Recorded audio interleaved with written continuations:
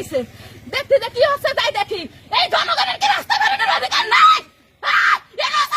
Innocent জায়গা থেকে জনগণ রাস্তা বেরোতে পারবে না, তারা দেখতে পারবে না দেশে কি হতেছে।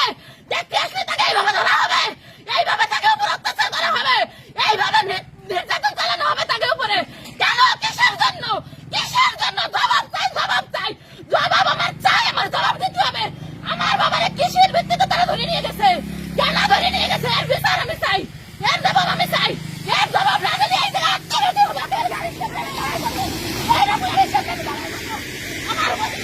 দর্শক, লিওনোর গাড়িবহরে হামলার ঘটনার পরে এখান থেকে একজনকে ধরা হয়েছে।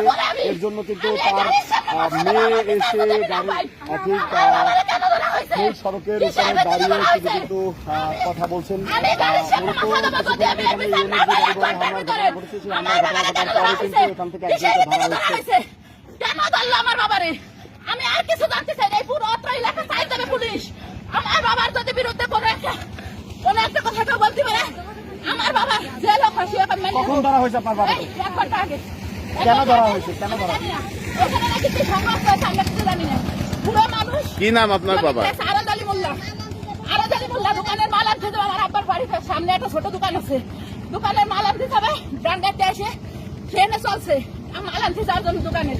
দোকানের মাল আনতে চলছে, এদিকে আছে এই ঘটনা দেখে মুরব্বী মানুষ হয়তো দাঁড়াইছে। কি হচ্ছে দেখি, তারা লাঠি চার্জ করে তারা এমন ভাবে মারছে তার দিকে তাকানো যায় না, তার দিকে তাকানো যায় না। তারা লাঠি চার্জ করে, সে ডায়াবেটিসের মানুষ, তার 80 বছর বয়স।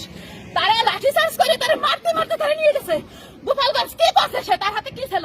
তারা তো লাঠি ছিল, তারা তো ইট ছিল, তারা তো কোনো কিছু ছিল, কোনো অবৈধ কোনো জিনিস ছিল। কেন তারা ধরা হলো? সে একজন বৃদ্ধ মানুষ, তারা আপনারা কি করতে পারতেন? আপনারা দাবড়ায় বাড়ি পাঠিয়ে দিতে পারতেন। কেন তারা ধরে নিয়ে গেলেন? কিসের জন্য ধরে নিয়ে গেলেন? এর জবাব দিতে হবে। আমি এর জবাব চাই। এই জবাব দিতে না পারি আমি রাস্তার উপরে দাঁড়াইছি, আমার লাশ এইখান থেকে গোপালগঞ্জ গোপালগঞ্জে